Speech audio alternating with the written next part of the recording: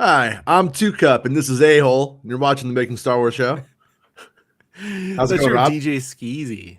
I like Mm, Skeezy. I'm Striker. I'm also Striker. Oh man, Striker is the best, dude. Yeah, Man, that's so good. but you could all call me Jason. It's fine.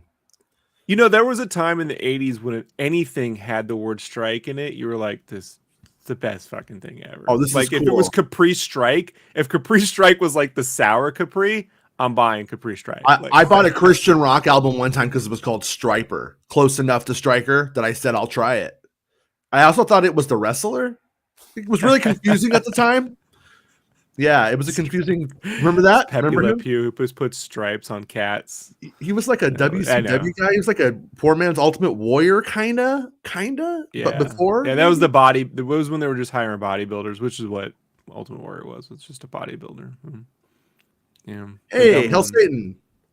Oh, All by the right, way, man. I love the fact that you got the annoying red and green, 2 or 3 weeks after Christmas. Like, yeah. See, that was the thing is I was sitting here like I was like waiting for the show to start. I kind of got the prep work I was going to do done, and I'm like, let's see what it looks like in Boba Fett colors. I don't know if that was even obvious, but no, it's Christmas. Boba Fett's orange. Orange is not red. orange.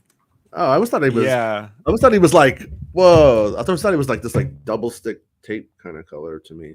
But no, it's orange, gold, and red. I mean, the what is it? The skull thing that's red.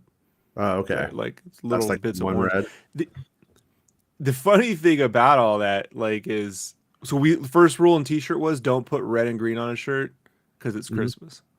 Like, and every now and then I go, I don't know if that's. And then I look at this, I'm like, you were thinking Boba Fett, and I'm like, it's the most Christmassy like Yeah, thing ever. It's crazy.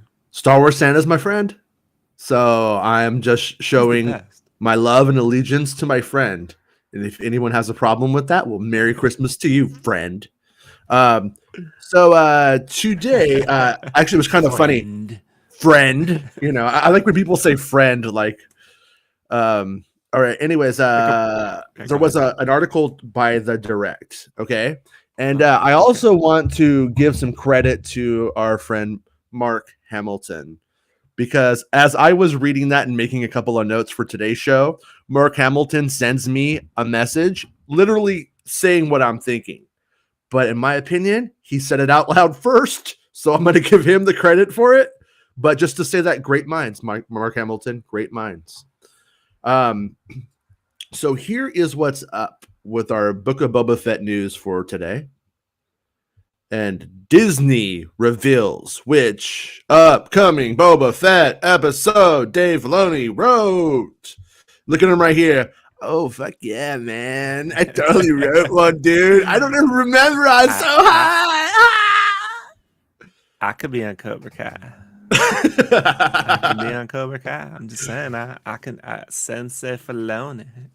Okay, can we take a minute to ponder what are these pins symbolic of? What happened? What is this? I think this is a scroll that uh, keeps Kathleen Kennedy from having power over him. Just watch other no, YouTube channels. Jason, don't you know about LARP Tinder? Don't you know about LARP Tinder? Those are my pins, my achievement pins on LARP Tinder, from all the different quests I go on. That's from that time I knifed a dude. That's the Oh time I no, dated a no! silver fox. But Look at that's the look at what time. it look at what it's saying. See, Filoni, he is the wolf, right? He's saying we need to kill what's written. What's written? What's written is that Kathleen Kennedy. No, sorry. We can't go there. We can't go there. But I do like And your that he sources are worried about my rumors. right. I do like that Whoa. Dave Filoni also has my cat and dog hair problems on this one little bit of his hat right here. I love no matter what. If you're a pet owner, you're taking them pets with you no matter what. Like the only thing I Mhm. enjoyed before pre-COVID of leaving my house was when people would look at my shirt and go, oh, "You have an animal? It's a little schnauzer, it's a little teacup German Shepherd." And they go, "Oh," but if I had told them that was just my bed head because I slept in a shirt, my head got, they'd be Yeah. disgusted. But because it's a little creature, it's okay. I used to have a puggle which is the cutest dog in the history of the world. I And love the name. yeah, and Sold me. yeah, he was the best. I had him for like 14 years until the old guy became a force ghost. But I'd have the problem that the Puggle would help me meet people. And then once it became romantic, I was like, we don't have anything to talk about. You don't like anything cool. We just like my dog. Like it was kind of a mistake. But yeah, I don't know how to follow through with using that as the gateway in because I won't pretend to like your stupid shit. That's my problem. All right. Anyways, so Carrie's like, welcome to my last 3 relationships. Yeah. oh, okay. Just Star Wars is back. The House of Mouse. Let's get that out of the way, just in case. Okay. Okay. All right. Star Wars' biggest year is finally underway with the Book of Boba Fett now streaming. New episodes on Disney Plus. First teased over a year ago, and a post-credit scene following. Okay, so we don't know all of this stuff. Okay, so this is just a bunch of the stuff. Not too bad. Direct. Good job. You're not saying the House of Mouse or anything like that. Okay, so right here, let's get right to the funny part. Not the funny part, the main part. Dave Filoni writes Boba Fett Chapter 6. And then right here we got Dave Filoni. What's he saying right there? Look at those little eyes. Look I'm at half that. lizard. I got a little green on me. I got a lizard. I got a little lizard up my nose. And then right here, Favreau's with that little dimples, like he's a lizard. He's part lizard. We got high 8 tacos. Watch V. Not for Vendetta, but the 80s TV series. Boba Fett's like, what the fuck are they gonna do to me? Look at him, like, what's gonna happen? Boba's to me like, now? it's actually red, Rob. Stop putting red on it. I'll tell you why they told us to put orange, because red and green looks like Christmas shirts. That's why. Yeah. See, like in my mind, what my mind does, like when I see like the visor stuff, I see it as being red, and it's just all fucked up, so it doesn't look that red. That's where my brain goes with it. So, anyways, a production listing for the Book of Boba Fett, officially released by Disney, confirms that Dave Filoni served as a writer for Episode 6. What, Return of the Jedi, or which one? Why don't you try to confirm that for us? But Star Wars in game just put Striker be striking you. Thank you. Thank you for acknowledging my wins as well as my losses. Filoni shares credit with series executive producer John Filoni, John Favreau, John Favreau, who wrote the rest of the episodes. Become a John Filoni. Okay, so my buddy Mark Mick Hamilton, which is what I'm going to start calling him because I'm a jerk. I think I took a screenshot of his DM. So he DMs me because we do that around here on these parts, right? And here's what he says. He says, if that leak is true, maybe we get this episode 3, the Godfather dinner scene. Chrysanthemum beats down Boba Fett. Slave 1 flashback. Then we get the Crimson Dawn Kira Cad Bane reveal. Right? So and then episode 4, we go to Moochie, Scad, and Drash. Episode 5, Echo Rex team up versus Bosk in the original trilogy Bounty Hunters. Then episode 6, Cad Bane to the death. And where my thinking and where all of this lined up for me is I was like, Dave Filoni, who's ostensibly the main creator of Cad Bane, would want to direct and write that episode, and he's already done the work because he had already done it one time for the Clone Wars, and it didn't get to happen. It was cut from the show. The show didn't get to finish. That got pushed out. Then when they brought the Clone Wars back, they were making this shit, moved it over there. So Filoni's like, oh, I could revise my work, but I also want to direct that one, just like he did with Ahsoka. So I think that's sound logic. Then episode 7, Din, Grogu, Han, Luke. Han to transition to Mando's season 3 story arc but he writes, which I want to be true, but probably not, May's post-credit scene for the Book of Boba Fett season 2. Piecing together the other bits and pieces, I'm hoping we get to see Anchorhead properly. That's what that was his last little moment. I just wanted to throw that in there. So yeah, what do you think? There's a lot of logical notes. I agree that for now, until they play against our expectations, the Filoni writing an episode for a Filoni-centric character is, I mean, like you're not just guessing correctly. It's the only reason for him to write one episode when John's writing Yeah. all of them. It'd be like if there were like multiple writers and that was the Filoni episode. But until they know we're on to that, and then they start using that as a psych out, that makes the most sense. As for everything else, I just always go, who would have predicted Jawas in a tree dream with a lizard up the nose, and always expect the weird. For now we just call it the Tree of Power stuff or Tales of Power, right? Like the Tree of Power, that makes sense. The Tales of Power moments, right? Yes. Like Yes. don't think this. I mean, what people write is like logical comic. When I say comic book, like just people kind of want an idea what they're getting before they buy it, especially in comics. So like it's logical. We'll do this. We have that. We have this. Just keep the red. Like it makes no No. sense. But Nope. nah, it's nah. Just the red's fine. You did this to us. All right, just do the red. I can't. It's gonna look like a Mark Echo hoodie now. So Sweet. I had that. and none I of had those. that. Yeah. Somebody got that for me. And it was like a 2X, but it might as well have been a 5X. Wow, really? It was like I felt like I was wearing like a dress in it when I wore it, Remember Seth Green and what was that movie? What was the movie? Can't Hardly Wait. Can't hardly wait. Where he's got like the goggles and the oversized clothes and the backpack, and he's acting like the worst wig. The wig. Yeah. white people.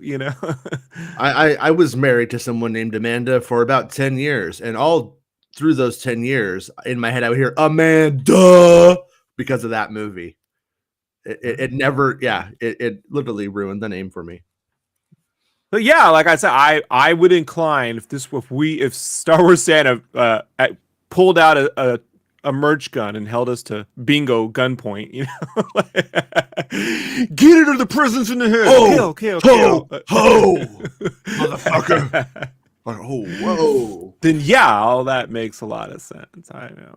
I'm inclined to think the mochi thing or Moochie, whatever I call it mochi, but the munchie Mochi thing is kind of something towards the end though. Like he's got that at episode 4. I still think that's a big visual effect sequence. They're not going to throw right next to a train heist thing they did. Just the way things are budgeted out. So yeah, the 4chan leak, man. I hate when I bring something to the table and then get shat on for it. I think it's like terrible. Or like when Meg brings there's a hut coming in Book of Boba, and then she just gets a bunch of comments calling her full of shit or whatever. It's just like biting the hand that feeds you. So I don't want to I for whatever, I don't even know the person at 4chan, so it's like all a theoretical in my head. You know what I mean? But it's like I don't want to disparage it too much. I do feel like if there's not a scene in this next one, it's either was a really poorly written report on the leaker's part, or poorly explained report, or it's just not true. Though I do feel like we are at that point. Hey, what's up, Revenge? I was at 45% earlier in the week, down to 40. So yeah, it's like if by some chance this, like in my opinion, this person probably it was some kind of contractor or has a friend who's a contractor on it, and you kind of it's that kind of crosstalk stuff. But the emphasis on certain aspects right now after 2 episodes of 7, the emphasis doesn't feel correct. But if you did watch 7 episodes of something by some chance, you may lose the emphasis of the beginning, and you may remember more of the last stuff that you saw that made an impression on you. So there is that. I'm not gonna be the guy who's like, I've had enough, flashbacks or whatever. But I will say, yeah, I know these people are killing me with that one. The fact that every time we go to Camino, he's just seen his dad leave, right? I would think if the Bad Batch clones were to show up, you would have seen one where he's like walking through the halls while his dad's gone and he's just looking at the other clones. Like, what do you do when you see a million of you? A Yeah, bunch of kids you can't play with, or you don't, you know what I mean? Like they're not with you, but it's you. Like there's a whole thing there that cinematically hasn't been touched on. it has.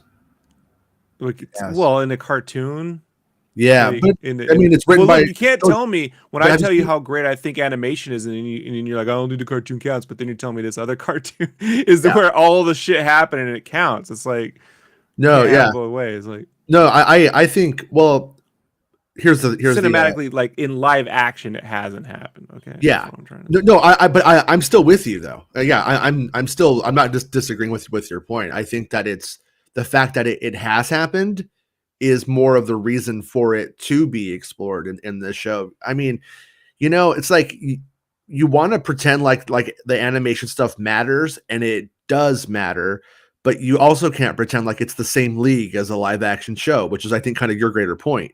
And that's and I totally agree with you on that. But it's also But important to my remember my Dave my Filoni point of wrote making it, with Lucas, did that story, so I think it's going to be honored here for that reason. but my point isn't that scene. It's that if the Bad Batch or if clones of Boba or Jango were to show up later, I Yeah. think it would have been foreshadowed more than just seeing Kamino. Because right now the Kamino shots are centered around his dad, not what's going on in there. So the average person who sees that, they see the Jango helmet, they see the Slave One, they know that means his father because they vaguely remember that other movie. But it's not like they made clones here. You're not seeing the little armies. I just think that there's no foreshadowing for it right now, which would be odd. Yeah. Yeah. Something just occurred to me right now based off of what you were talking about. Back in the during that 4chan report, one of the things that makes me think that if that person had a lot or heard a lot but didn't see everything, or just kind of like had some kind of connection to the production, is the fact that Rex and who was it? Was it Rex and Echo? I think are the ones who are supposed to show up according to that report, and they show up. He has no idea why. I kind of don't think. I think that there would be a reason. I don't think that they're just going to be like, oh, just wandering through town, saw you, and it's like, hey, how's it been, buddy? That there will be like there will be like that moment, like we're looking for Grand Admiral Thrawn, which is most likely what they're going to say if that pans out, or we're looking Why for would they info. look on Mos Espa for Grand Admiral Thrawn though? Like the most obvious thing is to me is, hey, we heard one of our Or clones do was you look? running around running stuff. You know, like, hey, you're a clone, we're clones. You know, support the clone cause. Like, Yeah. After Bad Batch though, it's like you could well, kind of see that there was probably a lot of bad blood between, like, some of them go like, what's his name, the sniper dude. There's like all kinds of different, but I do think that they're probably going to have it where they know each other. They may know each other. They well, really that they really didn't deal with it, but there's a lot of potential for them to have met during all of that time. But yeah, well, Devil's Advocate in the mhm. chat says, I see it as family. That was the case I brought up weeks ago when we were talking about when they say Godfather, I know we're all thinking gangster, but there's a million gangster movies. Godfather is about family. It's about a crime family, not just it's mafioso stuff. You could say Goodfellas if it's mafiosos. You could say a lot of different Hey, things, hey, but I'm Boba Fett. I'm gonna stab you with my pencil. That'd be cool if we did that. if there is an element of the clones trying to pull Boba back into their world, like, hey, there's another fight. You know, I know you want to be a crime lord and a daimyo and all that, but you know, he's like, there's a whole thing. Like, we got to finish like what we started, right? Which is we got to get this dude.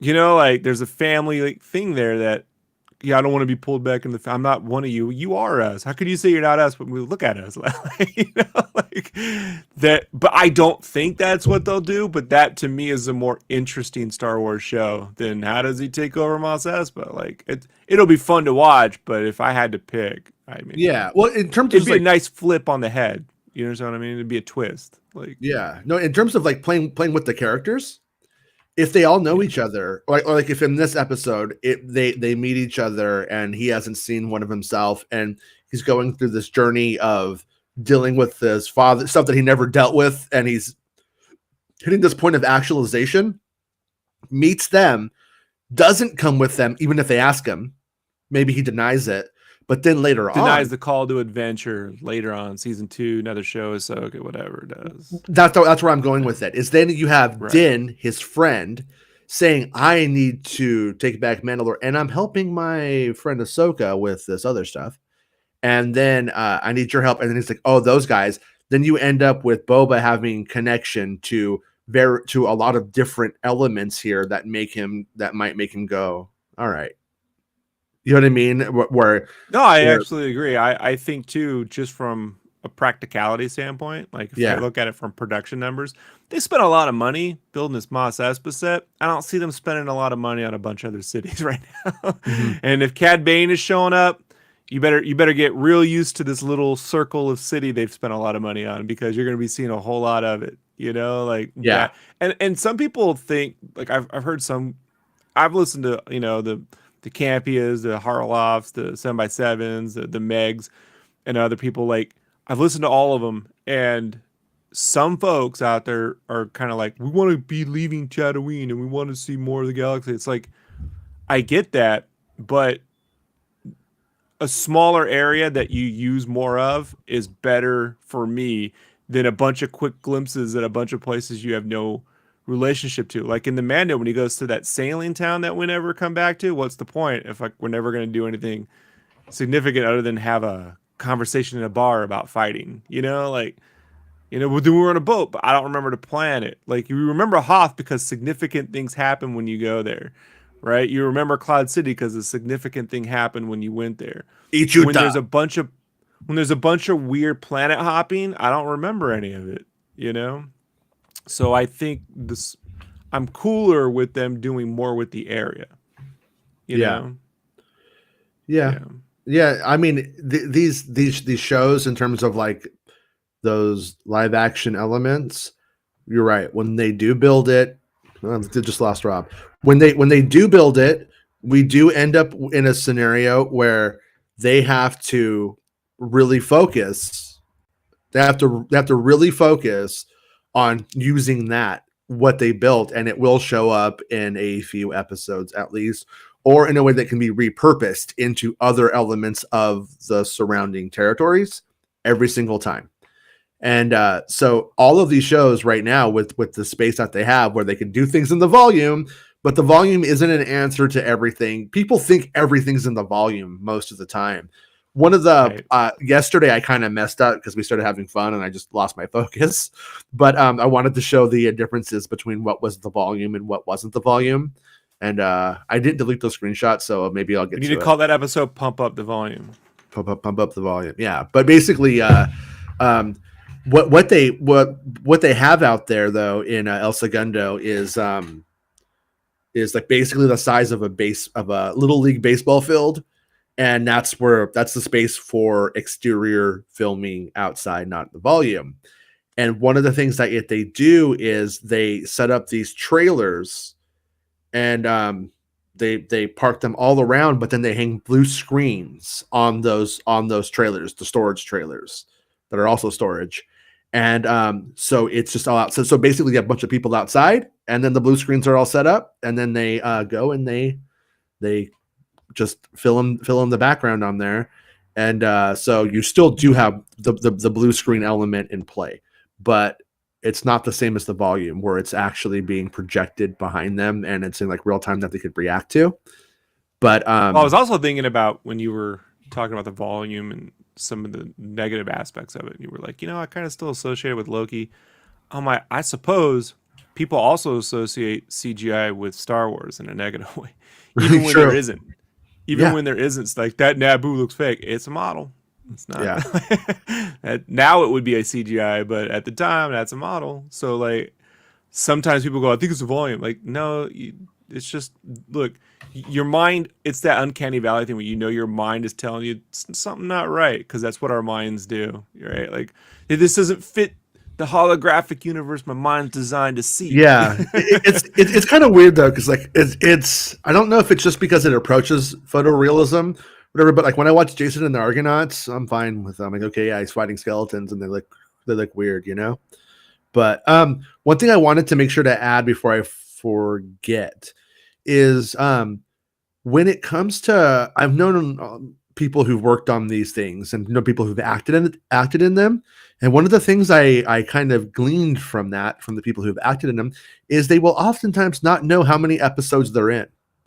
They will sometimes know, oh, I think I'm in like 3 episodes. I think that's what they were hinting at, but I'm not sure. And the reason being is that, for instance, somebody may direct episode 4 of the show entirely, right? But let's say that's where Cad Bane is revealed. Well, they're not going to go and do the Cad Bane jazz when it's really in what was an episode 6 thing. So Dave Filoni will direct the that part, and they will just throw that in there. There are technically several directors on certain episodes. There's a main director, but you'll have it's like almost like doing second unit work when you get down to it, but it's like Dave Filoni. This is second unit director or second AD on the episode. I mean, like Hargraves was the second unit AD. It's just the problem is they're really tiny in the credits. Like when the Boba credits go super small, right? Like that's when all that stuff's in there. Yeah. Yeah. So I'm glad on this time on Disney Plus they don't make the app cut away on the credits for the cast. It would always hit the cast, and then it would start to go to the next thing. And it's like, how do you navigate this on my stupid Roku or whatever? And I just have to go back. But yeah. So point being is that like, yeah, that may explain why some of the stuff feels weird too, or why some of the stuff, like if it ends up all being true. It wouldn't surprise me if it. So I talked to a source, and we were talking about Kenobi stuff, and I tried to drop a couple of Boba things in, try to get a little bit just to like know. Asked about it, and they're like, "Oh, there's a lot of bullshit out there," and I'm not going to go into what is because I don't want to fight with anybody. You know what I mean? I don't want to be like, "Oh, Doug stuff is fake," right. you know. But right. I will say this: if anybody tells you Ahsoka is filming right now, just laugh to yourself, please, Star Wars people. Right. Don't believe it. Okay, it's so dumb. Yeah. It's not coming anytime this year, so just relax. Like that's the thing when people go, "What are you excited for?" I'm like, "Whatever is immediately coming out next," because I'm not getting hyped up for anything that's 2 years out after The Force Awakens. Like I like The Force Awakens, but you understand what I mean. Yeah. Like I'm not getting hyped for anything. Hey, they started shooting the Batman 2 years ago. Are you excited for it? No, I'll get excited for it weeks before it comes out if there's no major pandemic. Otherwise, I'll wait the 45 days. It takes too long. Well, I want to talk about really quickly the cinematography, though, the look, right? So, like, the look of when they try to emulate real lighting, I always think, like, the best thing to do is always to go with some cinematic lighting. And I know cinematic lighting, like creative, artistic lighting, isn't realistic, say, like Loki. But the lighting in the Batman ain't real life either. No life looks like the Batman trailer, like any of it. Like cities don't look that cool. People ain't bathed in red light and flares, you know. But when it's more artistic, like Loki or the Batman, I believe, like even though it's not real, you just sit back and go, I'm watching art. Like you chill out about it. You know what I mean? When they're trying to emulate a lot of realistic, it's just there's a lot of, I think, the uncanny valley version of lighting, like, and you see it a lot in the outside desert shots on episode 1 and 2 of Boba, where they're trying to get that big key hot 12 o'clock noon light, and you're like, is that like a light on them, or are they outside now, or are they inside? And you're constantly doing that. But if it were like yellowy, right, and if it had more textural with the film grain texture, and it wasn't striving for getting a realistic key light, you really wouldn't be thinking about it. Yeah. And you don't on those Boba shots when he's like, remember when he's like on that Tatooine clone planet, essentially Tatooine, And it's a lot of those magic hour shots, he's just talking to like sand people or stopping with the Jawas. You're just looking at it. You're not trying to figure out the lighting because it's more artsy. Does Yeah. that make sense? Hmm. Yeah, so, Yeah. just Yeah. my 2 cents on it. Yeah. That liminal state in lighting allows you to just kind of let it go and be like, yeah, we're in between things here. And it tends to get more of a maybe a free ride. I don't know if free ride's the right word, but you're like I you'll think go with Roger Deakins is the best at creating minimal lights that are also creatively artistic but not overdone. And I Mhm. think like probably 2 other people I can't remember. Like just it's way better. I think it's way easier. I told my friend who felt the Batman trailer. He's a cinematographer. He's like, this is just lit too well. They're overdoing it. And this is hey man, everyone in their field, they critique the shit, right? Podcasters are really critiquing the flow of a podcast or Yeah. a show, and we don't. But I told him after he saw Boba episode 1, he's like, well, this is he called it a 90s TV show, right? Oh, that's He's being me. Hey, yeah, they he's feel being this is the industry, yeah. but that's what they're saying. All right. Yeah, So no, it it, I it, it, they're re- it reminds me of like when you're with like a really good guitar player and you fucking played something really rad and then they're like, well, you I could have listen to been better. Johnny James and you guys go on about Van Halen or something. I'm like, well, Yeah, come on, guys. Like, yeah. I Whereas wish it's I like could play like Eddie Van Halen. Like, I wish sure, I could tap out at Nirvana. I wish. that's Sorry, me. it's all I can do. Like, what I was trying to say was, is I said, okay, in lieu of that, would you rather have something that's overdone or underlit, right? And the answer is always over. Like I'd rather it look amazing than I'm trying to like kind of low key it. Does that make sense? Like Yeah, and look, I'll point out Cobra Kai looks, I think cinematography wise, so I think Cobra Kai looks like Discovery Zone, and the Karate Kid films look like what it's like to go to Disneyland when you're a kid. right.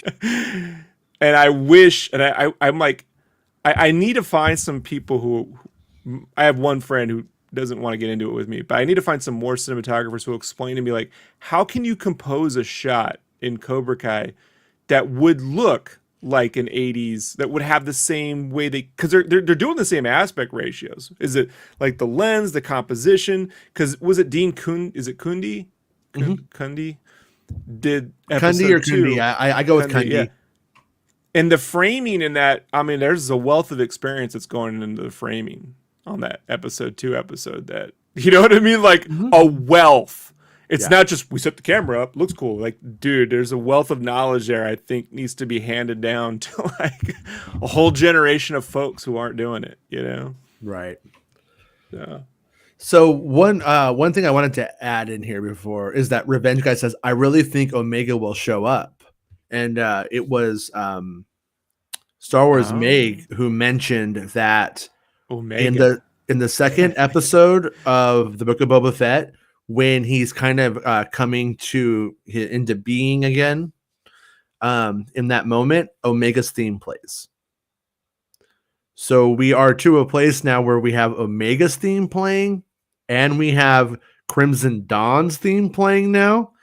So is this true foreshadowing of things that are coming, or are they just like that was a good piece of music we wrote last year and just like you know what I mean and throwing it in? But I did think it was significant because you could have Boba Fett have I mean, she's more of a sister to him than Rex is a brother to him when you get down to being on an unaltered clone and all of that kind of stuff in terms of how he may view it. I don't know if he should view it that way. I'm just saying I think that's the logic of the story. And the fact that they put that in there to me says that she is a thread that will become important at least. You know what I mean? It will play into something here. But but once again, I don't know. You guys have to tell me what you guys think and if you guys agree or not. Because um if she's working like what the hell happens to her. I don't think we'll get that. I personally still don't think we'll get that story this season. And the reason why I don't think that is I just don't think there's enough time. But there will be another season of Book of Boba, and that's where that stuff could start to come in. And if all of these reasons for Boba to join a greater cause than I'm just going to be a crime lord should present themselves to him, and he doesn't answer the call, then it may be his sister who makes him who brings him in and pulls him out of that stuff. And I still think it's a good story foil for him in a lot of ways, in the sense that if she is more of a moral compass for him, she may keep him on the right track, but also gives story tension there between the two, because he obviously is still a very gray character, and probably should remain that way for some of the show, at least for a time, I would think. But Yeah, I mean, I don't see them weaseling a whole story arc. This season is clearly about him, as it should yeah, be. I think some folks are like, it's not much is happening. I'm like, it. We wanted a character-centric television show that really focuses on the character, and when you get it, you're like, but not that one. I want him. Like, what do you want him to do? You know, I mean, I would like the fights to be more OP, not for every character, but for Boba, just because I assume a bounty hunter who's been doing something for 20 years, who's a clone of the greatest warrior they ever had, would just be wrecking you know, like that's the dude to go around wrecking shop. Like, I don't expect Obi-Wan to come in and just destroy a whole, you know, bar. You yeah. know, but Boba, I sort of expect it. But other than Well, that, man, like this is what I was hoping for with do you think a character centric show. do you think we're gonna go back to do you think the Maz's castle stuff is gonna pan out? Do you think like at some point they will want to I leave? never thought Maz's castle was going to be in this series. Yeah, I was like, I don't see that at all. yeah, because I think it's, I mean, I don't have a dog in the fight, so to speak, on that at the moment, but I saw stuff for Cassian that made me think that's where we're going with this. That it's going to be in Cassian. So I don't Yeah, know that what, makes more sense to but me. Yeah. yeah, but at the same time, I mean, like, I think at the very end of in episode 7 of the show, I think we may have to leave the world to get into the Mando section of stuff. And if the 4chan rumor pans out, I think it's probably in Maz's castle that happens, personally. But Yeah, there's going to be plenty of planet hopping, I figure, in Obi-Wan and especially Andor. I mean, if anything was right for planet hopping, it's the Born Identity guy. You know what I mean? Like, focus show on a cat mhm. who becomes part of the Rebel Alliance. There's no way it all takes place on one area. So, yeah. Yeah, Yeah, I that's hope Mos Espa itself looks different visibly by the end of the series. Like they just wrecked the shit out of it in some way. Like you've seen all these shots where like, oh, that looks cool, but I think at the end you're gonna see it look like, you know, like a little kid who like demolished their Legos. Hey, Bestman's here. Hey, Bestman, how's it going, man? Doesn't the 4chan leak say the reason Rex is there is to get Boba to take back Mandalore with Din? And yeah, but also lines up with my 75 Mando scoop. So does that enforce it, or does that inform it if it's not real? If it's not real, it probably informs it. And if it's real, well, then I think there we go. I think we actually know what's going on in the 3rd season of Mandalorian as well. With that leak, it ends up becoming a bigger than I thought, anyways. But yeah, I mean that would add up right now, but I'm not sure what to think right now. Revenge guy, out of anyone, we'll see Rex. Yeah, I agree with you, and I wouldn't be surprised if Rex and Cad. I mean, because like, yeah, you'd have to think that Filoni may want to direct Rex too. It probably would be a big deal Gotta for him, imagine. more than Cad even, God, right?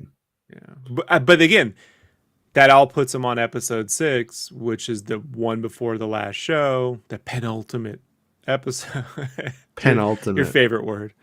Yeah. My friend hates gravitas, so now I want to put them together. The penultimate gravitas fixins. Yeah. So like, yeah, that I would place that at the end of the series. So I don't see a whole grip of people showing up. You know, Oh, and Devil's Advocate says I didn't realize Boba the Hutt was using the animals of sweat towel. Yeah, the Hoojib, the old Hoojib. Hujib's face. Just watch the Hujib's face the whole time. It's Yeah, woo.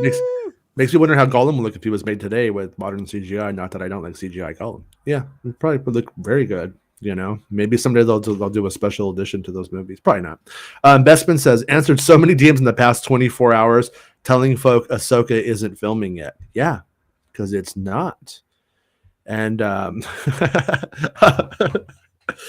I actually asked somebody about it, and I'm pretty good at not making my sources mad with stupid questions. I kind of got reamed on it, not in a bad way, not like fuck you man, don't bother me with this shit, but like are you fucking kidding?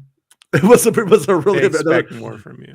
they expect, yeah, and I was like, oh god, you know, I'm not listening to anybody in this world except for myself and my buddy Bestman Bulletin because everyone's full of shit. It's just the truth for the most part. I would listen to the Illuminati for their what do you call it? Casting grids. And but since Bestman Bulletin is here, it's funny because there's a Bestman Bulletin story today. I have to be honest, Bestman Bulletin does good work. I'm not super in love with this bit of news or in general. I kind of just From the right far now reaches of the dark web comes Bespin Bulletin. Yeah. And not a dig on my old friend BB, you know, on the BB, but No BB head. yeah. So that this is the one I want right here. So yeah, this is one of the ones where I'm just like on so many ways I'm like, yeah, of course. Like right now, I'll play the game. I'm going to be excited for the game when it comes out, but I just don't really. I'm more of a show guy.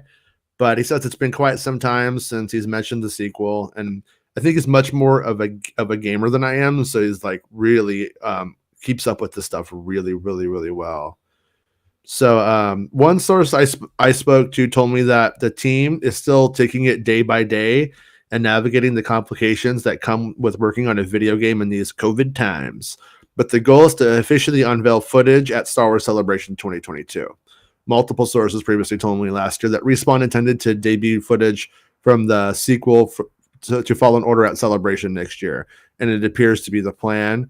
But still at this time, the source told me that the hope was still to release the title in late 2022, but it's not locked in, and things could easily change. Yeah, when it comes to a video game, I did this. So like, you know, we did Spyro and most of Crash outside of COVID, but we did the last several months of Crash during COVID. I mean, I was there right when it hit, everything, the panic, all the stuff, and watching how they navigated that with people getting sick or just mental.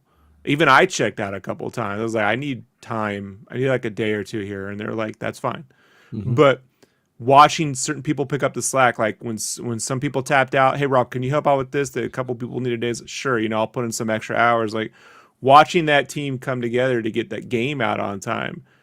I mean, all of the studios that are doing this, like at least our studio was designed to be remote, but a lot of contractors, especially on this production side, some of them, a lot of these on these bigger houses are in-house, and watching them switch to contract management. I mean, it's like when Nintendo switched from SD games to HD games, and then there was like a 4-year wait for a Zelda title. Like you got to understand, it's a giant learning curve, you know? Right. Yeah. So my thing is like I feel like the Disney Plus ecosphere is about to start really feeding into itself.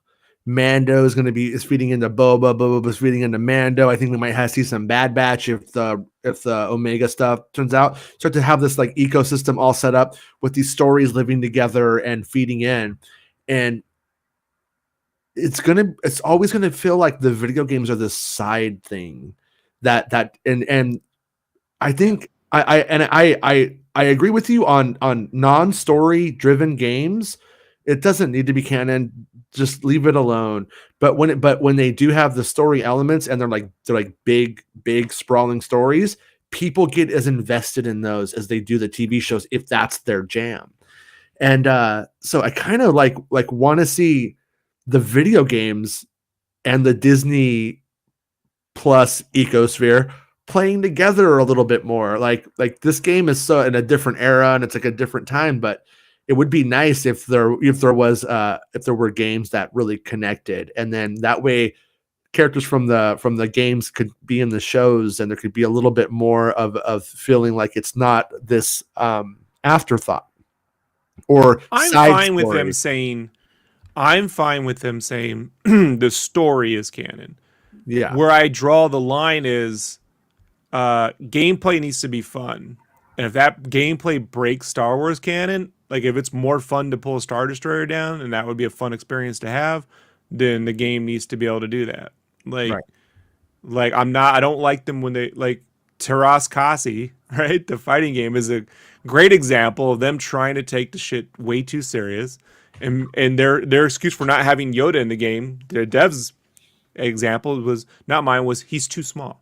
Mm-hmm. He would never work in a fight. And then Lucas proving that wrong, like 5 years later, versus just doing a cool, fun fighting game where you can use all the Star Wars characters and it'd be fun to have Han Solo fight, a Rancor or the Emperor or whatever, doing cool fatalities with Palpatine.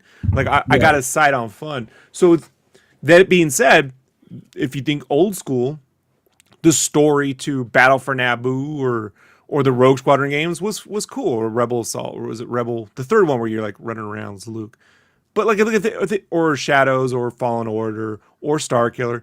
But if you want to say the Starkiller that isn't canon, and a lot of people loved it. So I don't know how necessary it is. I get what you're saying, but if they play by the rules of canon, like we're playing by the rules of canon to sort of make you believe it's real, then they pull in what is real. I mean, that's fine, Yeah, the thing that I for instance we'll oftentimes bring up like Battlefront as like the kind of like our straw man to be like, oh yeah, so you're telling me like that background happened, okay, so what?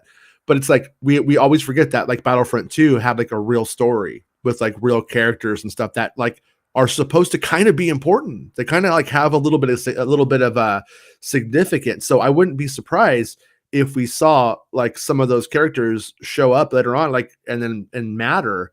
Yeah, I'm default now is single player is canon and multiplayer should never be canon. Yeah, and I think now they got that, but they didn't have that for the longest time. Like Lucasfilm and them were not cool with that for the longest time. They were. It was the way that they reacted to like the internet and like the Pablo Hidalgo mouthpiece kind of thing. No, everything's canon. And then that just gave the soundbite. And they just and it's like, realistically, anybody with half a brain that wasn't like 10 years old knew the story was the canon part, and that the 3PO's cereal commercial is canon. Yeah, it's canon. It happened. It has to be. Yeah, I mean it's like the Energizer Bunny Vader commercials is canon. Yeah, everything's canon. Yeah. Oh, and I should also add Star Wars Meg is the other person who I trust for spoiler stuff. You know what I mean? Yeah. I think that there's like when you like look at what's going on, and I'm probably leaving somebody out that I judge, but I mean I'm just talking like generally speaking and based off of like this last week or two, and it's like you could tell when somebody cares about getting stuff right. And you could tell when they don't give a shit, they just want the attention. and the validation.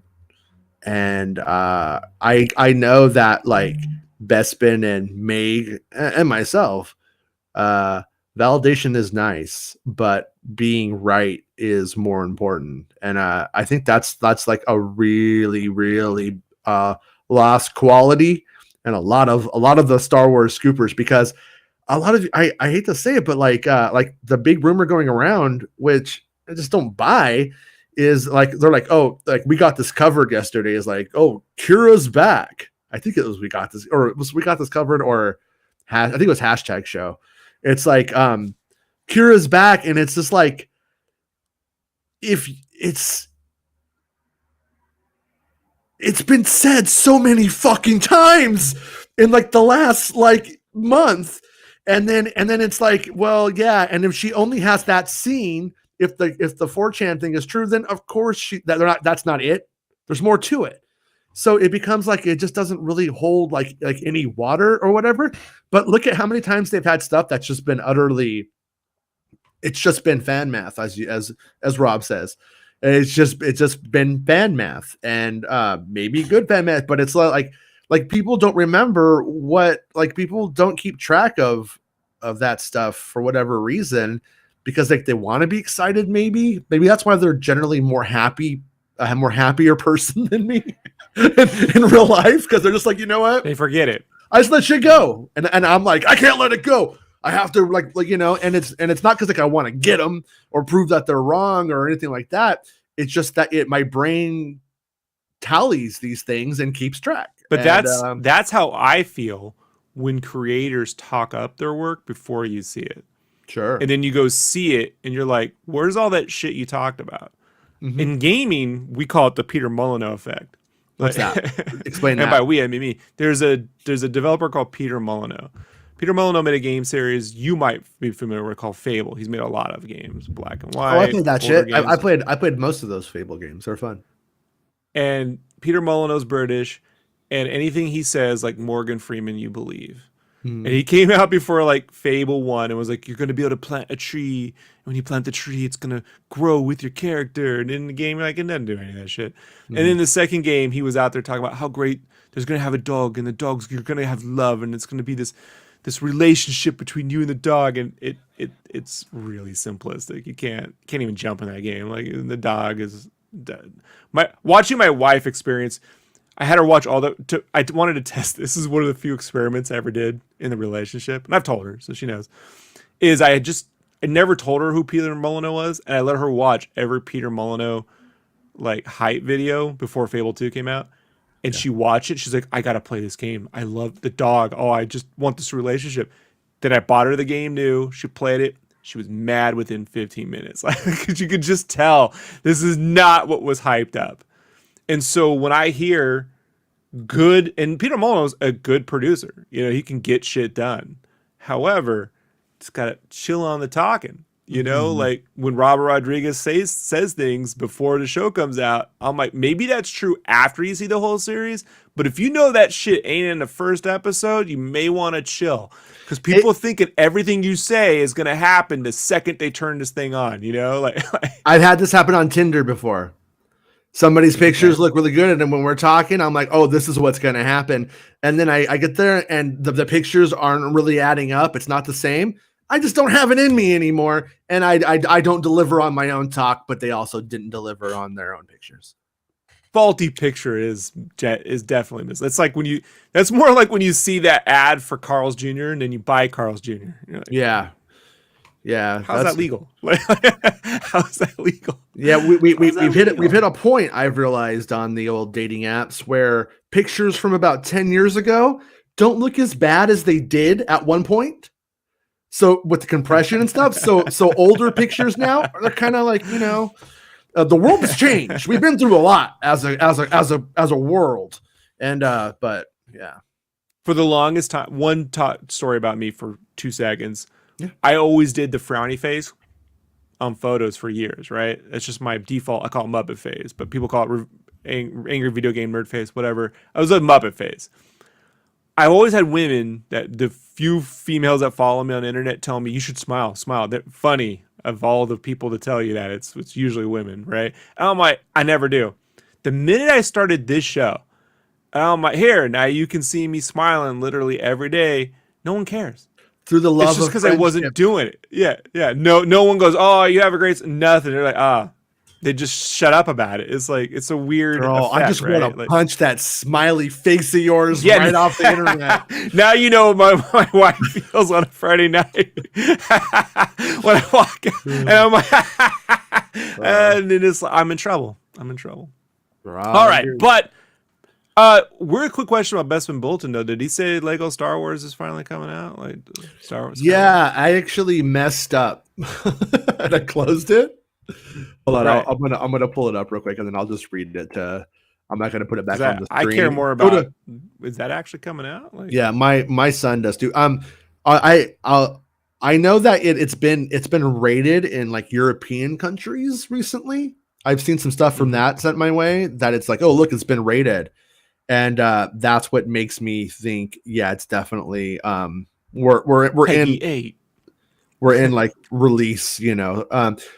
Lucasfilm and EA have typically released a video game ahead or line with a big live action project. Sorry, that's the wrong stuff. Wait, where was that Lego stuff? Okay, here it is. Wait. From what I gathered from various sources, following Fallen Order sequel, the next game in line to release will be Knights of the Old Republic remake in 2023, hopefully. The last thing I heard on Lego Star Wars, the Skywalker saga, was that April, May is when the game is looking to release. But it's not set in stone, and things are ever changing in the current landscape due to COVID 1999. Is that a German developer who's actually making it? It's a European dev. Does it have sausage in it? Does it have bratwurst and all the worst? Hey, what wanna get real right now? Want to get real? I gotta pee. Good luck.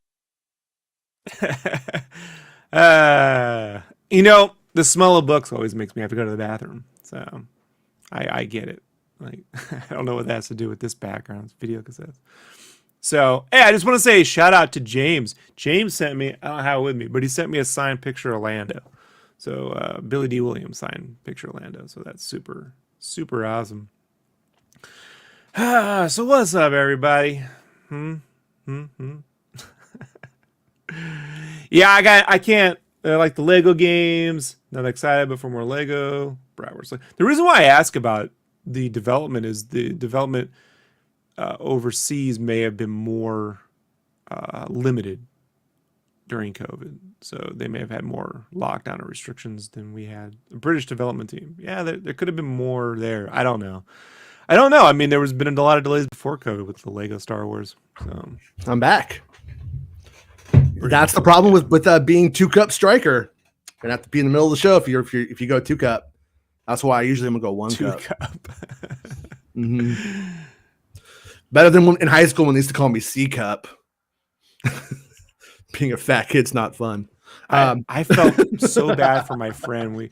We all played with super soakers once at my cousin's house, and we had to take our shirts off because we were soaked. And my buddy had the man boobs, and I was like, oh, I don't even. You know what, dude? It's okay. Don't. It's all right. You know, like now he's like fucking ripped, but you know, like he grew those out. But man, I was like, that can happen. He's like, yeah, you know. I'm like, all right. And I felt bad. Yeah, I got big ears, so I understand when something sticks out that shit when you're a kid.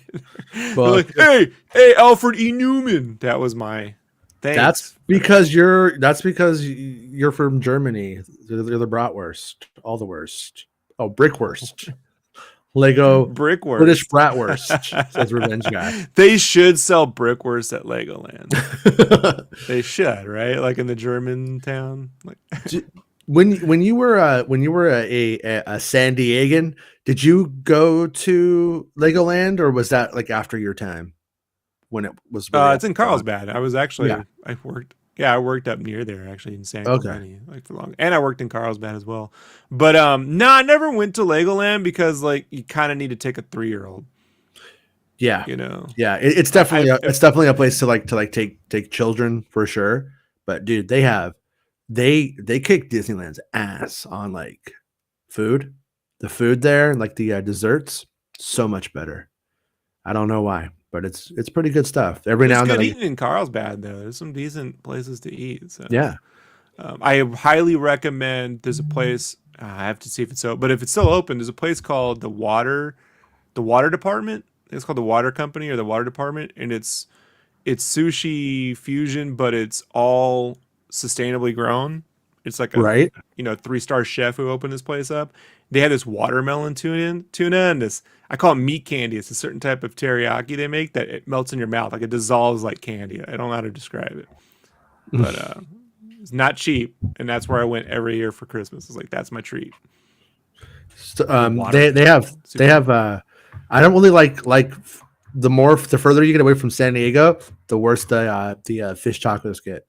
I really don't eat fish tacos out where I'm at. I eat all kinds of tacos, The one on but the pier in where the Star of India is in San Diego. There's like this mm, like brigantine, and on the Sardinia is other that side of the boat, right? brigantine, It's the boat, right? huh?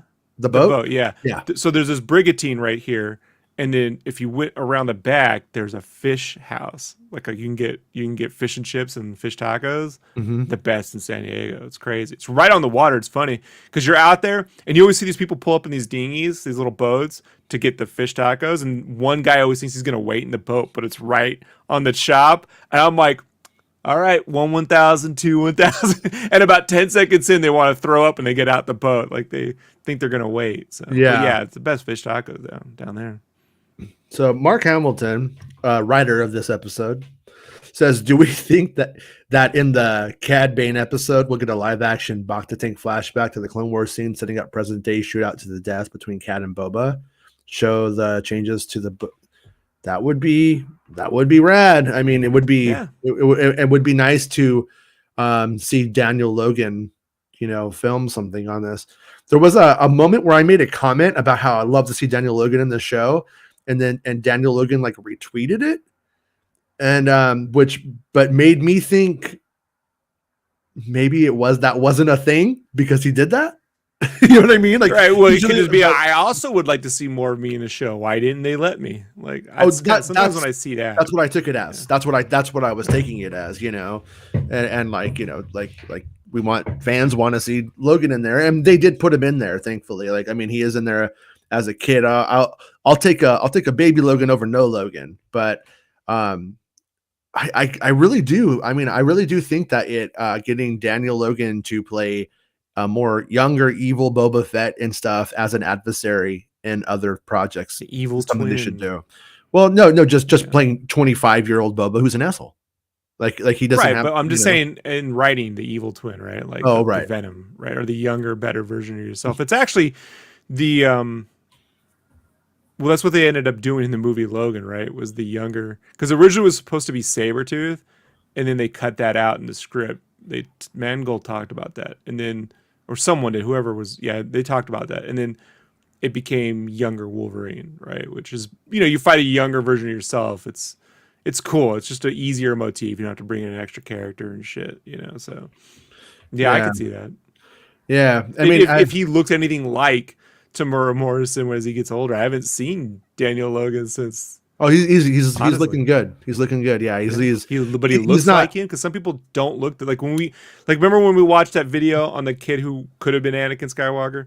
And to Mhm. me, when he was that age, I'm like totally. Now I'm like, I don't this looks like you or me. Yeah. So I don't know. Yeah, no. In my opinion, he looks enough. Here, I'll put something up here in just a second. Okay, Yeah, I know I could type it in, but I won't. yeah, no. I feel like in terms of where he's at today with things, it works. Let me see if this it works close enough that like how like Alden Ehrenreich is young Han Solo. Yeah. It's definitely hold on. I'm not really finding the picture that I want to find, but I'm just going to share this one because I'm lazy. Um, it works in that same way. You know what I mean? If you could buy that Alden Ehrenreich could be a young Han Solo, I could definitely buy that this dude is a young Boba Fett. Let me see it. Did it pop up on the screen? No, it just does that thing.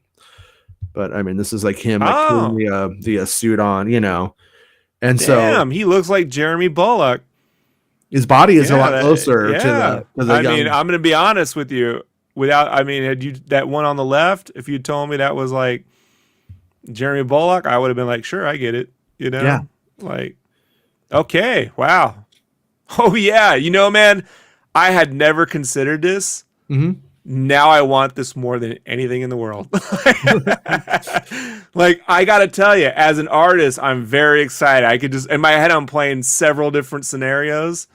I don't want this to be a one-off thing. I would love if there's a little evil Boba Fett, a younger one, that's causing this dude trouble for at least a season. You know, Yeah. like that, and it's Daniel Logan. Like, I mean, if I was just being if I was in control of this whole thing and I was just like fan doing everything on Disney Plus, I would have done a story where Boba had at some point made a clone of himself to continue the like legacy and then let him be it. You know what I mean? And then that way you could have continued Boba Fett into the future, technically. yeah, But wow. that's what I would have done. There's some ideas, my friend. Like Yeah. unexpected ideas today. I love that a lot. Yeah, because Daniel Logan, you know, he's like in his 30s now, I want to say, and so he's like getting up there in terms of playing a kid, but he looks generally looks so young. He has like Yeah. really good skin, baby faced and stuff, but still has the general qualities of Tamara Morrison. Is like Daniel Logan's like a normal good looking dude. Tamara Morrison's like a normal good looking dude in the Predator movies. So they're like he's like the Look, I'm gonna be honest with you, man. Like watching him in 2 episodes now, Mhm. I'm like, he should have been in that Robert Rodriguez Predator film, right? Like Mhm. or Alien, or it was a Predators, right? Like Predators. he should be right up there with the Jesse Ventura and you Yeah. know the Carl Weathers, the whole thing, man. Like he's got the Mhm. same archetype, you Yeah. know, as an actor. Yeah. Yeah, and he yeah, it's in a weird way we were talking about before. I'm super glad that he's getting all of this this TV show like at about 60. He and Ming Na Wen are like really having a huge Yeah. moment Yeah. for their careers or a peak even, and Yeah. that's pretty awesome. But also on another side of things, the action genre just being so damn near dead and just full of like, in my opinion, celebrities as opposed to action heroes. There was just it wasn't work for him that there would have been if he had been an actor in the 80s or something like that, you know. But Jean-Claude Van Damme didn't turn down the role. it was They just replaced him. it wasn't his fault necessarily. It was like a really bad visual effect and costume. You could actually look up the costume The tests for bug. it. Yeah, it looks like fucking Mantis. Like Mantis Yeah. shows up to hunt Arnold or something, and yeah, Yeah. Yeah. it's not Cameron good. came on board, came up with the mandible thing, and worked with Stan Winston to build a new set. And then when they needed that, they needed, because of Van Damme's height, they needed someone who would have presence against another actor in that makeup, which is when they went with the other guy who just was super tall. I mean, he just had presence against Schwarzenegger and all Elephant the in the other room. guys. Elephant in the room. Fucking Van Damme in Star Wars. Let's fucking do it.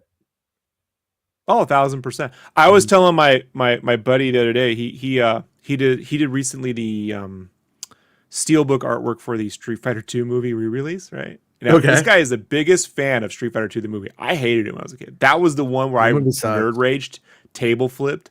Right, I was like, I'm a Street Fighter guy. This is I never seen bullshit. it. I never seen it. Never saw it. I was like But my Gomez? buddy, Gomez in my Street buddy, Fighter? No. his name is Eddie Holly. I met him in college, and he was like, "You have to." He made me in 2006. I remember when I sat down to watch it. I'm like, "Fine, I'll sit down and watch this movie," and I laughed. There's some legitimately some good comedic moments. Okay. Having watched Cobra Kai, I was telling him, I'm like, I would not be against the Cobra Kai folks getting Van Damme and doing an old man Guile show. You know, like in that universe, I'm not saying it has to be canon, but for the Street Fighter the movie universe, I'd be cool with these group of people hooking up with Van Damme and doing that. You know, even Yeah. though like I just don't think Street Fighter should ever be in live action, but if it should, it probably should be goofy as shit because, you know, Yeah. better to Yeah. lean into it. Yeah, I would put like everybody as like a boss in like another country, and then have it be like the new characters like the Avatar who has to go around fighting them all in the different locations, and then have like stories for each one. You know, that's how I do it. To go down to South I just want America, a crazy, stupid Blanca. universe where they really are real. And they, like Yeah. I say, if it's going live action, just lean into the nuttiness of it. You know, I think I'd side more with that. Anyways, but with Daniel Logan, like that was a surprise. Yeah. Yeah. And they've already, you know, I'm hoping that it's showing the flashbacks of him in this show makes the general fan base say, let's get that guy back in. Because Daniel Logan, I mean, he is, you know, you could be like, what's his face? The comedian, what's the comedian? Kind of the smaller dude, Patton Oswalt, hilarious guy. But he did like that funny thing, you know, where he says like what he wants in Star Wars and what he got, you know. And then like this at the first episode of Boba Fett kind of does it, so everyone's like mentioning that again. That said, Daniel Logan was for 10-year-old Boba Fett is fantastic. He didn't do anything that other than George Lucas not giving you what you wanted, maybe. Daniel Logan does the job great. Like when I'm watching it, if you were going to have a 10-year-old Boba Fett, there's nothing wrong with that kid's performance in that. Now, so Daniel Logan coming in and picking up that role and doing it, I think just hoping that that people are asking for that, you know, and wants it, A because director's job primarily is to get performances. yeah, Let's just all understand what a director's job is, to get the best performance from the actor. yeah. So if you feel a performance is lacking in a film, that's on the director. Mm-hmm. That's the director's job. So that's why when I hear Terrence Stamp say, "So happy to see you here," you know, like he, you know, I guess she wasn't there that day and he was pissed, but George, it's on you to get that performance. You know, Well, I would even add that I mean, it's kind of not fair, and I really think that like a lot of the ideas of Anakin become the Jake Lloyd. The problem that people have is the Jake Lloyd stuff, you know. Um, if I was going to compare child actors, Daniel Logan's Boba Fett is much better than Jake Lloyd's Anakin Skywalker in terms of child actors. But none of that really pertains to adult acting. For all we know, Jake Lloyd could be like, I am Jake Lloyd, here my Macbeth, and he's just fucking rocking that shit. He becomes the next Patrick Stewart. what if I don't know. I don't know, but when he was a kid, if he had immediately after Phantom Menace done Jake Lloyd's Macbeth and just called it that, that Jake guy was Lloyd's such a Macbeth. flex. Such a flex. So yeah, when it comes to the like Ray Park stuff that happened, I honestly don't think we really know what happened. We don't really we just stuff happened, and then there was like stuff that went out about like all kind of shit like that, and fans took it. Fans were impersonating people in that, pretending, you know what I mean? Probably the same people that have made up screenshots about me. Honestly, I've done some off color message board posts, but not all of those that get shared around I actually made. You know what I mean? These people do this kind of shit because they just are trolls. And so, anyways, so people were pretending to be kids and stuff, like fucked up shit in that thing. It's bullshit. A lot of it's bullshit. And so I'm of the mindset that like you know, some internet accidents happened, and what are you gonna do? You know what I mean? But I don't really think it's like don't think it's like they shouldn't be in Star Wars because of it or whatever. I mean, you know, I don't know, man. Like I was talking like 3 people on like Tinder, and then we going over to the phone numbers. I got more off color fucking people we're all whores. I'm not gonna act like anybody's better than anybody on Where's this that stage. conversation going, Jason? Yeah. Oh, This is I like don't, when they let the person on the stand speak a little too freely. Like a little too freely. Yeah. just Yeah. No, they anyways, I don't really don't think that what happened there was is important, and I think that it whatever it happened to be, and I just don't think that we know what happened, and people ran with it, and I people just want the sensationalized behind it the scenes. into a story. We all would, whether it's Ray Park, whatever, David Cage, we just want the people in charge who have the money and the due diligence, like Lucasfilm. We want them to do their jobs and vet, and we want to be able to trust that the people we trust are vetting the people, so we don't have to sit here and be internet, police, which we can't do. I mean, it's like if you watch that show, Only Murders in the Building, when you watch folks trying to solve murders as a podcast and how ridiculous it is, and everyone around him was like, "This is so ridiculous," because it is ridiculous. It's Like fun. It sounds fun. it's fun. It is a fun show. I love it, but it also shows you're people. You're not cops or investigators. We don't know. So it's my hope is that these companies take care of it, and whoever they put on screen, they vetted, and don't just go, Kevin Spacey's the next Darth Plagueis. Yeah. What? I just like I've had so many friends where you just like you go out 4 times together, and then on the 4th time or whatever, the person's just like, I saw you looking at my girl, and they're just like going crazy. You're like, what? You had a little too much to drink there, Larry. And then the next day, Larry's like, I don't know why I said that. I'm not even jealous of you. I don't know. I was drunk, man. I don't know. And so that's the problem with the internet. But yeah, I mean, I think this is the most excellent point. If Twitter was around when Carrie and Harrison were in the OT, Star Wars would have been canceled years ago. Especially E.T. Especially I mean, think about like Harrison and his wife. Like when married Harrison Ford was balls deep and Carrie Fisher smoking weed with her, you guys, the moral police would have been like, "Whoa, I'm not watching The Empire Strikes Back. Oh my god." Meanwhile, they're like, I'm going to take a picture of my balls and send it to this person on Twitter right now. I mean, it's fuck you guys. I like it when they go, well, that's old Hollywood. 80s ain't old Hollywood. It's like when they go, well, it's the time and place. Like, yeah, I don't know what you're talking about. Like, it's relationships. We take the relationship equation in this country way more serious than they do, like, say, in France. Right? Like, remember in France when the prime minister of France was literally just hanging out with his mistress. Like that's part of they don't lose political jobs over. I'm not endorsing that lifestyle. I'm just saying we have a way more conservative, liberals. People think this country is. We're way conservative with shit. Like way more than you think you are compared to the rest of the world. They show boobs on the front paper of newspapers in other country. No problem. Naked boobs. You imagine that here? Here they're like, if you talk about a kid on a raft in Huckleberry Finn, it's child porn. It's so ridiculous what this country thinks. It's nuts. I mean, we're a country full of hypocrites. I mean, ultimately, because like I was joking but very serious, you're all whores, every single one of you for the most part. And the ones that aren't, you're just too ugly to not be. That's just the truth. You're just too ugly. No, I'm kidding. But triggered. I should know. No. But yeah, I mean he's whoring out that Rise of Skywalker poster. Look at it. Look at it twinkling over there. The worst of all the films is just. I love the poster. Love the poster. The best of all the Christmas lights ever made. What do you think, Warwick? You are. I like that shot better. We should. Anytime we need a Warwick quote, you need to just turn the camera over to that.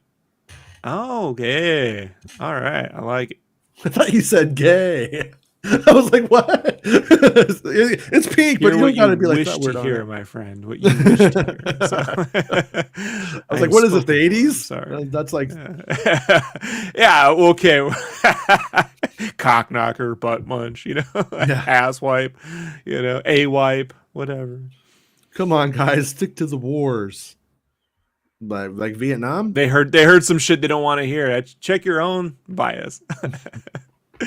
Yeah, no, but I do. I mean, where Brian's going with it is that's kind of like how I feel about like when it comes to like drama stuff or whatever. It's just like shit happens. I mean, if we're gonna have a cast full of hundreds of people with beloved characters, shit is going to happen between the people in real life, though. To even take it away from there, for better or worse, it's going to happen, because we're humans and they're humans too. Turns out, Anyways, the idea, I guess, to make it more valid though, and to lean into the question that was asked, like, did they make up? I don't know. But if you do bring back young Boba and you do have Maul as the leader of the underworld, they could potentially have scenes together eventually.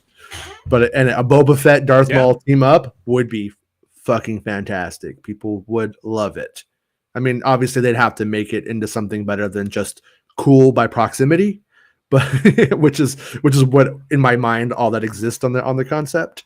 But Well, didn't Sam Witwer did the voice of the Rodian in episode 1 of the Book of Boba Fett, as I understood. Am I right about that? Mm-hmm. Like, so and Maul and Solo a Star Wars story as well. In the Star Wars story, right? So yeah. All right.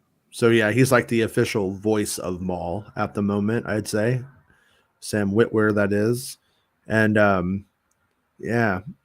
I do think though, like in terms of Darth Maul, of bringing him in as the Crimson Dawn leader and making that an on-screen thing, like post Solo, you run into a really weird kind of problem. Like same problem you run into with Boba here is that like you want to see Darth Maul doing spin kicks and shit. You don't want to see Darth Maul sitting on a throne. That's pretty boring. We could have Terrence Stamp sitting on a throne sending Darth Maul out to do stuff. You don't just pick, you get a Terrence Stamp to be that role. You don't get a Darth Maul for that. So yeah, there would have to be like, you'd have to have like a really good thing, or people will eventually start to even complain about it. Oh, it's cool to see Darth Maul, but it doesn't do anything. So that's what we're hearing now from Boba. Yeah. I mean, we did before episode 2. You understand what I mean? Like mm-hmm. Yeah. Yeah. But Boba was 80s Robs? You put that one up, I'll answer this in 2 seconds. What? 80s Rob? Mark Hamilton asked a question. He asked what was Kid of the 80s Rob's take on the Ewok movies? I remember seeing Caravan of Courage in the movie theater in Ireland and loved it as an 8-year-old kid. We were about the same age. I didn't care. It's forgettable, tuned out. Went home, played Kung Fu on the NES and Wild Gunman. Forgot about it. I thought the Ewok cartoon was better than whatever those live action Ewok movies were. I guess when I was a kid, and I told my uncle this, but I remember we were at Star Tours, and he said, they're making more Star Wars movies, and they're going to take place before the, I guess he read the Starlog or something, right? So this is like 87, he told me this. 86, 87. And I go, oh, they are? He goes, yeah, but they're going to be about the droids. That's what he told me. No Jedi, right? I'm like, well, I don't want to see that. Like, unless there's Jedi involved, I just don't get the point, Yeah. So I don't care. So Caravan of Courage is one of those things where it's like, I don't care about the Ewoks and what they do on a planet by themselves. I'm just don't give 2 shits. And I didn't care when I was 8, so sorry.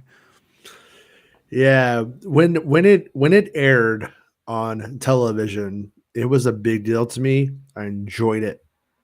I was like it came on TV, and we forget how bad TV was, but at the same time, if I'd seen it in the theater as a kid, I probably would have liked it just as much. It probably would have been better in the theater as a kid for me, actually. We were watching shows like Benji back then. That shit sucked, and this was great. And love Benji. It's horrible, but yeah. See, Anchorman redeemed Benji. See, when that comes out, I'm 4 years old. I think I'm 4. I'm either 4 or 5, and I think I'm 4 and 5 for both of the films, roughly. And it was like it came on TV here. You were able to turn your stereo on and get stereo sound, which we didn't even have stereo sound on television for the most part. Like as the 80s continue, you start to see in stereo written on the bottom, like it's a big deal. And so, anyways, yeah, I dug it, but then a couple of years go by and it became like a memory. They didn't replay them that much. Years later, moving into like the late 80s, Disney Channel started showing them a lot. Surprisingly, it makes sense. But Disney Channel was one of the only places you could see them, and then they did a video re-release. And I remember going to the video store. They had a stand-up corner standee of Wicket and for the Ewok Adventure. And I always got movie posters from the video store. That was like my jam. I would like go in on Wednesdays when they got the new merchandise, and I would put my name on the back of the posters with my phone number. And then when they would take it down, they would call you and be like, "Hey, your Toxic Avenger poster is here if you want it." And it was like their way of getting me to come in. The Shazam poster was fantastic. That's the only thing about that I like. That's fantastic. It's brilliant. And but they never took it down. It was there until like 2000, and at that video time, because it's so good, right? They just didn't want. Yeah, everybody didn't want to get rid of that, and it was a corner. It was like a corner piece. They don't really make those that often, so that like nothing ever came that was cooler. And I remember driving by it, and it was closed up, and I looked inside, and I could see it all closed up, and the Ewok's still in there, and I was like, "Man, you sons of bitches!" Yeah, I saw Garbage Pail the Kids movie in the theaters. Not everything that should be seen in a cinema, nor is every movie made really a movie. When people tell me, the theater experience is the way things should be seen, I don't think so. I don't think Garbage Pail the Kids movie should be seen in a theater. People should pay movie theater prices for that. I like that you call it Garbage Pail the Kids. So you whatever. Garbage Pail Kids with the kids. There's a done. There's I'm gonna Garbage Pail the kids when they come home. Like Palpatine throw them. And this is trash. Like Kim's Convenience, right? Like, you ever seen the show Kim's Convenience? No. Oh, my friend, watch the first episode. Is it old? Dig it up. It's on Netflix. It's old. It's Sam. From Shang-Chi. He's in that show. Okay. The Shang-Chi, right? Couldn't get into it. I couldn't get into the Shang-Chi. I put it on and I'm so bored. Okay, whatever. This is your kind of humor. So, okay. Anyways, can we wrap it up a little early today? I promised Allison I'd be on her podcast at 2. Allison. Ooh, for Allison? Your friend, no. Allison? No, not for Allison. No, we have to continue. I knew. Second it was for another cast. No, I'm very possessive. And I definitely that sounds good. I mean, we hit all of the major news that was what we're talking about today. And so is Allison's show live, or is Allison's show like it's live? It's with Peter Palmiotti, the brother to Jimmy Palmiotti. He's an independent comics creator. Palmiotti, he's one of the guys. He's a big comics dude, so it's a big comics centric guy. So we're gonna be talking comic books. Yeah. Well, go over everybody and watch Allison's show. Where Kim's Convenience is the show you haven't heard that you should. Yeah, I haven't heard of it. Mark Hamilton says that it's awesome and it's a funny series, so I'm into it. All right, I'll check it out. But when you'll understand what I mean by the kids. Okay. You'll get it. Yeah. It's probably why I said it. Okay. It's stuck in there now, Speaking of kids, I don't think I'm going to have my kids this weekend, so I may do a UFO show. If you end up being free, if you end up being free, I'll hit you up. And there's a case I want to go into, and there was a really cool UFO sighting today by a jet, an airliner. The pilots got it, and they got it on. You got photos? It's lights. It's like a video. It's lights and stuff. It's if you got rad. Photos, I'll be there for that. If we're just gonna have conversation, then I might. People don't know. I might have work coming up. I might have to. Yeah, we'll have to work it out. We'll have to see how this works. So. By the way, we are seeding the fact that I'm taking the comments very seriously and getting rid of this a-hole if I have to. You know what I mean? So if the comments keep calling him an a-hole, then I'm just gonna go with what the comments say. Yeah, Jason wants to cancel me, but I'm GoFunding my time on this. Well, did you guys hear what he said when I showed him my pink Boba Fett shirt? What he said? I liked the shirt. I thought it was good. I liked the retro Boba Fett with the neon colors. Square box. I'm not the biggest fan of. But that was a trend. They always told us put it in a square box. They said don't put it in a triangle and don't put it in a circle. Put it in a square. I'm like, fucking, who cares? So stupid. All right. Well, everyone go and watch Allison's show, and I will probably see you tomorrow to do a UFO show if anybody's interested. If they're not, I'll do it anyway. All right, everyone. Have a good weekend, and I'm going to play my little ad, and then we'll see you Monday with Star Wars news. Hi, I'm a cartoon depiction of Jason Ward. You can support the show on patreon.com/MakingStarWars or on YouTube by becoming a channel member. It hurts to be a cartoon. It's very painful, in fact. But know that every time this channel gains a supporter, a little piece of my soul leaves this toon universe and returns to Jason, making us whole again. This show will always be free, but it's never been free to create. If you think it deserves it, become a channel member or a Patreon supporter. Thank you for the support. Please, help me die. All I hear all day long at school is how great Marcia is at this, or how wonderful Marcia did that. Marcia, Marcia, Marcia. It's not about spaceships. Making Star Wars Show. Making Star Wars Show. Making Star Wars Show. Making Star Wars Show. It's not about spaceships. Yeah, I forgot to mention that before. Oh no, yeah, Yes. totally My cool. bad. Yeah, I mean, once we get rid